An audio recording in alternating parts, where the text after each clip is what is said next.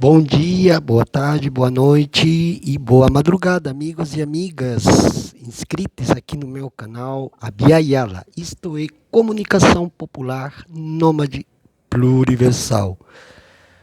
Eu quero tratar hoje de um tema muito específico e muito importante que se chama a existência do Ministério dos Povos Originários. Para que é possível que exista a entidade do Ministério dos Povos Originários? Eu tenho aqui um trabalho em PowerPoint que eu vou compartilhar aqui de forma literal, mas eu vou deixar aqui nos comentários para que vocês, inclusive, conheçam a lei, o decreto, né, na qual se funda o Ministério dos Povos Originários. E isso aqui foi feito pelo governo federal e de algumas organizações indígenas. Elas reorganizaram o texto de uma forma bem didático-pedagógica para que as pessoas tenham um pouco de uma visão mais panorâmica, ampla, talvez, sobre o porquê da existência do Ministério dos Povos Originários no Brasil.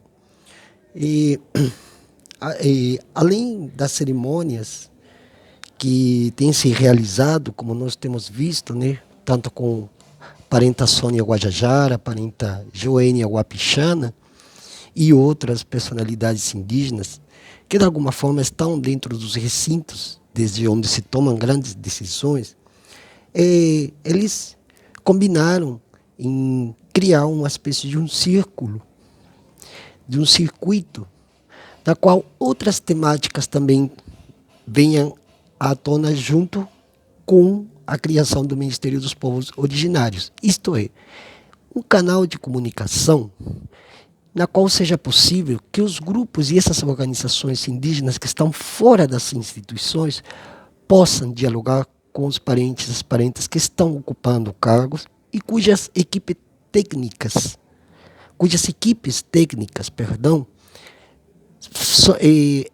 é parte também integrante dessa funcionalidade desse ente governamental.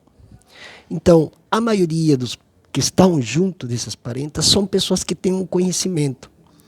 E é através dessas pessoas que as demandas das diferentes regiões do Brasil é ali, nesses canais de comunicação, por onde entra e escorre ou escorrega a informação até chegar nos ouvidos de uma parenta Sônia, de uma Joênia, de uma Célia Chacriabá, de uma parenta Juliana, e até nos ouvidos do parente Ailton Krenak e David Copenaua, aos quais eu devo minhas admirações.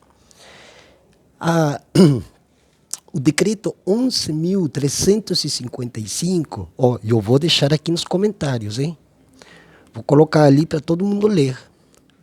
O decreto 11.355 deste ano, 2023, né, é o decreto que estrutura o regime na qual o Ministério dos Povos Originários irá se basear, né, como órgão de administração pública federal direta e que tem como área de competência muitos assuntos. A natureza e competência desta entidade governamental, que é a política indigenista, é o reconhecimento e a garantia e promoção dos direitos dos povos indígenas, inclusive dentro das políticas públicas. Daí devem essa coisa do censo e do porquê necessidade de anular o censo 2022 feito no regime anterior, por insuficiências, e até porque os questionários, as abordagens não contemplam todos os povos. Daí o reconhecimento, demarcação, defesa, usufruto exclusivo e gestão das terras e dos territórios indígenas. Isso que eu acabei de falar é a coluna vertebral do funcionamento da entidade. Ou seja, é o alicerce inicial que sem ele é impossível dar consecução ao resto de suas funcionalidades, né? Aí tem a questão do bem viver, proteção dos povos indígenas isolados ou em recente contato e mediar dentro da proteção em caso de conflitos, mediar através dos acordos e tratados internacionais. Primeiro, a Convenção 169, né, que está também relacionado aos povos indígenas, né? Bom, aqui ele está dividido em vários capítulos, né? Então, tem o primeiro, que eu acabei de falar, que é o alicerce, logo, a estrutura organizacional. Para quem é um pouco anarquista, considero totalmente as convicções anarquistas de que uma extrema gestão de alguma coisa torna-se burocrática. De verdade, o excesso de gestão cria a burocracia. Mas, dentro de uma estrutura de organização necessariamente tem que ser pautada mediante uma regra para poder dar vida, dar jogo ao assunto do Ministério dos Povos Originários. E isso vale para a nossa vida cotidiana no geral. E eu, para estar aqui, eu tive que me organizar antes para poder estar aqui e poder passar essa informação. Então é necessária a estrutura organizacional, né? Que tem como aspectos iniciais órgãos de assistência direta e imediata ao ministro de Estado dos povos indígenas, né? Tem um gabinete, assessorias com participação social e diversidade. Aí, neste caso, eu gostaria de ter colocado pluridiversidade ou pluriversidade. E tem uma assessoria em assuntos parlamentares, educativos, comunicação social, controle interno e questões ligadas ao mundo jurídico, né? Principalmente, né, por causa dos conflitos e tudo aquilo que nós já conhecemos, né? Logo tem órgãos específicos, né, para tratar de questões muito pontuais. Por exemplo, a Secretaria de Direitos Ambientais e Territoriais Indígenas. É muito importante essa secretaria. O importante destes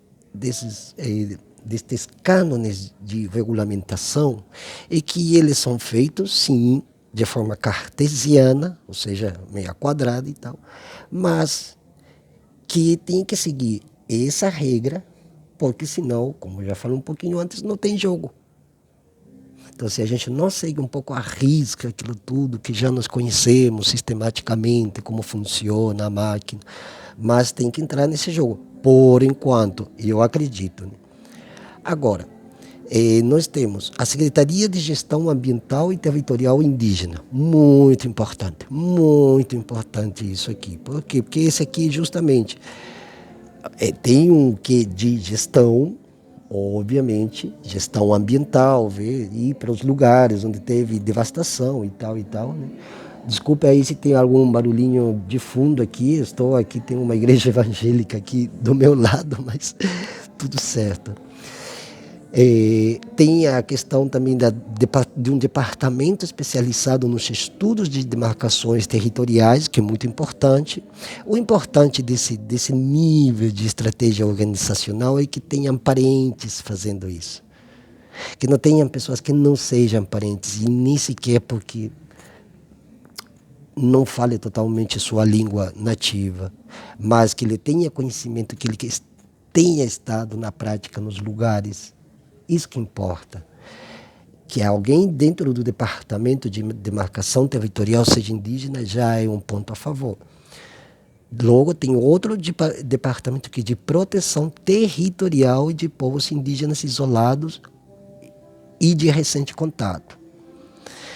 Depois temos Secretaria de Gestão Ambiental e Territorial Indígena, né?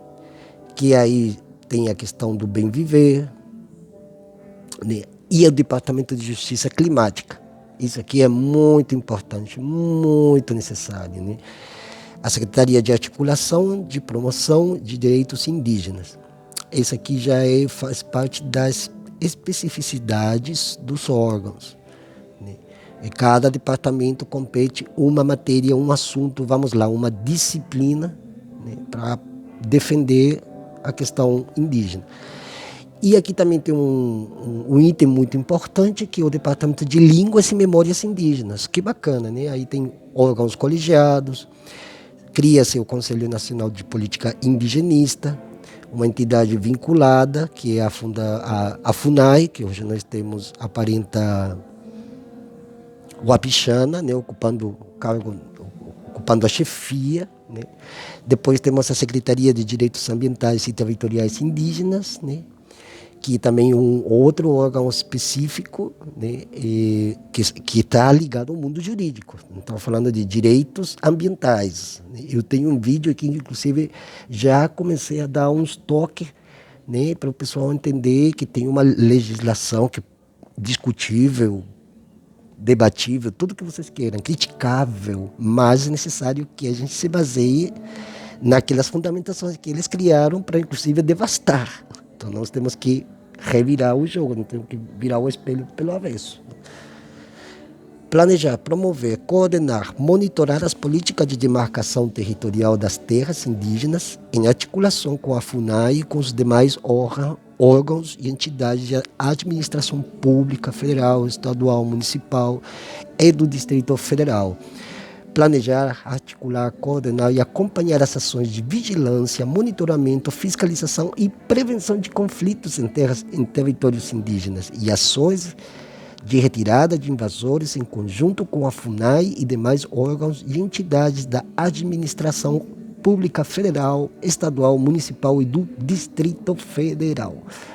Muito importante, isso aqui está no artigo 14 do decreto. Então, aqui já tem, por exemplo, algumas outras subespecificidades, que é como garantizar a posse permanente dos territórios indígenas e do usufruto exclusivo das riquezas do solo, dos rios, dos lagos, das florestas neles existentes. Supervisão ministerial de entidades vinculadas nos assuntos relacionados à demarcação de terras indígenas, planejamento, articulação, coordenação, promoção e monitoramento das ações de proteção. Ou seja, que esse é um conjunto de ações que se devem fazer, na qual o poder público, através de seus agentes fiscalizadores, da polícia ambiental, por exemplo, esteja lá para ver denúncias, demandas, ou situação de devastação de poceiros ilegais, enfim, isso aqui é muito amplo, não dá para falar em 2, 3 minutos, mas é o que fundamentalmente demarca, né, demarca o decreto. Já estamos aqui no artigo 15. Gente, o tema é bem extenso, então eu vou tentar dividir pelo menos 2 vídeos, porque é bastante extenso e, se bem eu estou fazendo de uma forma muito didática, é um assunto que merece também atenção. Ou seja, qual é a atenção que merece? O estudo das frases, dos conceitos, o que significa tal conceito, que significaria demarcação, porque os povos indígenas não reconhecem lexicalmente esse termo, porque se nós todos nativos dessa terra, nós os antepassados, nós os ancestrais já estiveram aqui, nós temos direito pela própria natureza das coisas, da natureza que está dentro de nós mesmos. Mas falando que nós estamos vivendo uma ambiência jurídico-política onde ali está a verdadeira guerra que se está livrando, não somente no Brasil, como em grande parte do planeta ocidentalizado, nós temos que recorrer a esse tipo de tecnicismos, se vocês desejam, mas é necessário. É chato, mas parentas e companheiros, colaboradores, todos, nós temos que nos debruçar nas leituras para também podermos levar alguma crítica ou mesmo acrescentar ideias. eu vou fazer a minha primeira crítica desse texto em que os povos originários em contexto urbano não estão sendo contemplados. Embora se fale de meio ambiente e se vincule esse meio ambiente, quiçá, com a ambiência urbana, com os que estão periurbanamente morando, com aqueles que estão nas comunidades, mas que têm tem aquelas cidades que crescem e crescem e vão cada vez tomando mais terras e vai invadindo espaços que antes esses espaços eram ocupados pelas florestas, pelas comunidades rurais, pelos agricultores rurais, orgânicos, e que de repente aparecem. Né? Então, todas essas coisas têm que ter uma tecnicidade para ter um estudo, poder trazer os dados, comparar e ver na ação concreta o que fazer.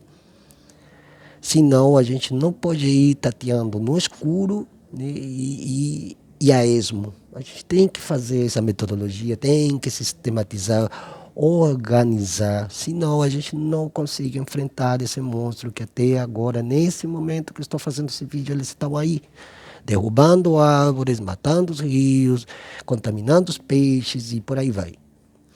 Então, pessoal, eu estou aqui já no artigo 15, aqui fala sobre a questão das demarcações dentro de um departamento especializado. O que faz um departamento de demarcação? Supostamente ele realiza interlocuções, ou seja, chama para um diálogo e acompanha as ações da FUNAI nos temas relacionados às demarcações de terras indígenas. Okay? Analisa processos de demarcação, todos esses processos são encaminhados devidamente, oficializados, documentos e tais, e vai para a FUNAI. Certo? Depois, existe um apoio de planejamento, promoção, coordenação e monitoramento das políticas de demarcação territorial das terras indígenas, em articulação com a FUNAI e com os demais órgãos, entidades da administração pública, federal, estadual, municipal e do DF. E também realiza articulações de cooperações com órgãos federais, estaduais, ambientais e de segurança, para a promoção de ações fiscalizadoras. Isso aqui é muito importante, a fiscalização, né? Fiscalização, proteção, demarcação e desintrusão nos territórios indígenas e acompanhar eventuais reintegrações de posse. Muito importante aqui, deixa eu só ver um assunto aqui, por favor. Isso. Eu estava vendo se a gravação está ainda, né? Pode ser. Isso aqui é muito importante e falar sobre desintrusão de terras. Eu tenho recebido várias denúncias em muitas regiões do Brasil, porque muitas pessoas pensam que os conflitos só estão lá no norte. Não, galera, não. Está em todo o território nacional. Aliás, está na América Latina. Onde que vocês vão? Onde que vocês vão? Então, é necessário que a questão da desintrusão seja trazida de forma imediata. Eu tenho uma denúncia de uma cidade que se chama Cabo Frio, no Rio de Janeiro, na qual eles montaram um shopping em cima do cemitério indígena e ainda estão fazendo mais e mais estacionamentos em cima de territórios que ancestralmente já pertenciam aos povos originários. Aí diz que foram lá, tinham umas ossadas, né, levaram, ensacaram tudo, foram embora. Eu falei, como assim, pessoal? Não pode construir shopping onde tem um cemitério indígena, isso aí é lei. E na própria Constituição a gente pode encontrar vários artigos. Não é. Vocês estão entendendo o ponto que nós estamos chegando? Então, desintrusão é um conceito original que precisa ser tratado, discutido e todas as vezes possíveis. E a fiscalização, isso. A fiscalização ela é necessária. E os fiscais têm que serem transparentes, têm que ser honestos. Eles têm que ser honestos. Não pode ter um fiscal que nem esses aí que causaram as tragédias lá em Minas Gerais, das barragens, que por um punhado de reais, parafraseando o filme lá dos americanos, se vendem e não fazem o trabalho que eles têm que fazer. E ele sabendo as deficiências das estruturas, que não é uma deficiência que se diga porque necessariamente a mão do homem está aí. Não. O vento, as águas, a chuva, ele vai destruindo, ele vai ruindo um pouco o material de uma estrutura, qualquer ela seja. Agora, se não tem uma fiscalização que diga, olha, tem um escape aqui na válvula de gás, tem que fazer alguma coisa. Documenta tudo e tem que vir um técnico para arrumar a válvula que está gerando, causando filtração de gás. Para isso está a fiscalização, inclusive a gente faz em casa. Em casa a gente faz isso, que a gente vai fiscalizando se a mangueirinha lá do gás, que se as torneiras, que os interruptores. Isso, agora imagine-se grandes empresas. Tem que fazer a fiscalização. Grandes áreas de reserva, tem que fazer uma fiscalização. E esses fiscais têm que ser muito bem remunerados e muito bem conceituados. Conceituados no sentido ético e moral mesmo da palavra. Senão eles vão lá e alguém fala assim, eu te dou 200, você fica de boa. E o cara vai embora. E aí, enquanto isso, estão desmatando as árvores, as palmas, os rios aí, envenenando. E ninguém toma as rédeas do assunto. Então, isso tem que ser cobrado, porque isso aqui é bonito no papel, mas somos nós, vocês. Inclusive, não indígenas têm direito, sim, pode vir, a gente abraça todo mundo aqui. Só não pode vir tirar onda na nossa cara. Mas a gente abre as portas. E vamos lá.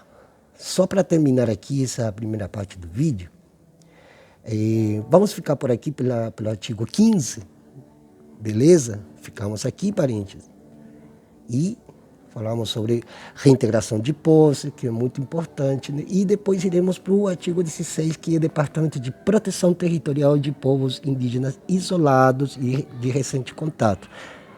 No próximo item, a gente já vai para o norte do país, principalmente, nas regiões Rondônia, Amazônia, Acre, Roraima, Pará, Amapá. Vamos para o segundo?